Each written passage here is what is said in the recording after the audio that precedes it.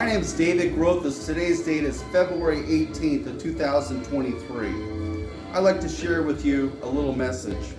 The title of my story today is "A National Pandemic of Stupidity is Now the Greatest Danger to the Republic."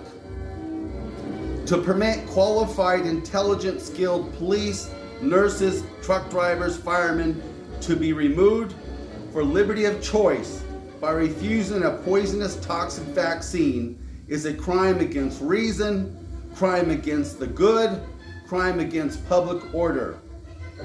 The president has no authority to deny Americans with skill, intelligence, and competence to go to work. The president's job is to uphold his oath of office, to uphold the Constitution, and to enforce the law against lawbreakers. The president does not make law. That job goes directly to the Congress. Only Congress can create a bill, vote on it, and when it's 2/3 majority, vote in its favor. It can pass. Then the president can veto it if he thinks it's necessary. Individual inalienable right to life, liberty, and the pursuit of happiness cannot be infringed upon anyone in the United States. When and if the president seeks to interfere with private contracts between individuals and businesses, he has no authority to impede or thwart said contract. The contract with the pipeline workers was illegal to break. They had a contract with the corporation, and the president had no authority to interfere with that contract. The contract at the wall between the workers and building the wall, the president had no authority to interfere with that contract either. It is a duty of Congress, 435 members, to impeach the president for his violation of his oath by him not securing the rights of Americans to do business. The president has a sworn legal duty to secure the border, and by doing so, it will protect the individual rights of Americans from potential harm and crimes. When and if the president does not use federal resources to prevent invasion at the border with a militia, the National Guard, the Army, he subverts the Constitution. He becomes an insurrectionist. He undermines the liberty and safety of American citizens in every state. He becomes an oath violator. He violates Article 4, Section 4 of the Constitution. He violates 18 U.S. Code 1918, his oath of office. He violates Statute 1324 by actively aiding and abetting and harboring illegal aliens. He is derelict in his sworn legal duty to uphold the law. He becomes an accessory after the fact of trespassing by thousands of illegal aliens entering the nation unlawfully, not enforcing Section 1325, illegal entry by an alien. So any police officer, sheriff deputy, or border agent that fails to detain and arrest an illegal alien, they are violating their oaths of office today. The evidence is the fact that 60,000 Americans have been directly killed by undetained and not deported illegal aliens in the last 15 years. That's close to 2,200 Americans directly killed from undeported and undetained illegal people. 3,000 Americans killed. It's terrible. The president is not doing his sworn legal duty today. The president is derelict in his sworn legal duty. Congressmen are not doing their sworn legal duty today. They are each derelict in their sworn legal duty by not impeaching a derelict president. The Attorney General is not doing his sworn legal duty today. He is derelict in his sworn legal duty. Call your congressman today.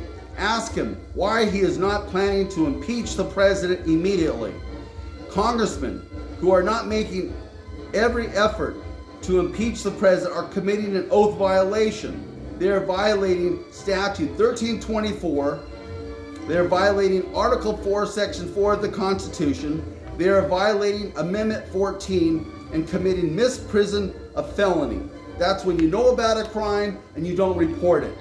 So when the president is violating his oath and every congressman witnesses that president and they do nothing, they are guilty of misprision of felony. The unabated crime of dereliction of duty is occurring in the White House today.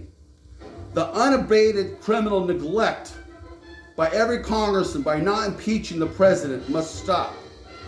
The pandemic of stupidity cannot be solved, or can be solved, with just a little American justice. Oath violation is a 5-year penalty to be sent to a federal penitentiary. Look up this website, www.countycongress.com, and look up this website, www.thefloridafix.com. Those two websites have a lot of good information about the grand jury. I remember Bunker Hill. Men fought and died and defended a principle of not wanting to be slaves to a British king. I remember Gettysburg. Over 25,000 men died, shed their blood to defend the right for Americans to be free and have liberty. Okay, Valley Forge. The troops that George Washington had endured bitter cold with very poor equipment, but they weren't quitters. They never quit. I remember Iwo Jima. Over 80,000 Americans were going to land in this tiny island in the South Pacific to take on over 22,000 Japanese. And they were not quitters either. Over 20,000 Americans died in that small island in the South Pacific. They had courage, they had determination, and they're not quitters. Tarawa, a small island in the South Pacific. Thousands of Americans landed in that small island, and they defeated the Japanese. Midway Island, do you remember that small island? There's like 200 Americans taking on the Japanese Imperial Navy, and they defeated the Japanese Imperial Navy and defended Midway Island. Do you remember Corregidor, Leyte Gulf, Omaha Beach, Normandy? Do you remember those battles? Contemplate them, look them up in a Google search, and remember all the sacrifice that was given just for our Constitution, for our liberty, for our freedom. Marbury versus Madison in 1803. No law which is repugnant to the Constitution is valid, but is void. Remember that. No law which is repugnant to the Constitution is valid, but is void. That means all these illegal sanctuary cities, states, all these sanctuary states are illegal. The governors do not have power to write laws that undermine civic order. And that's exactly what they did.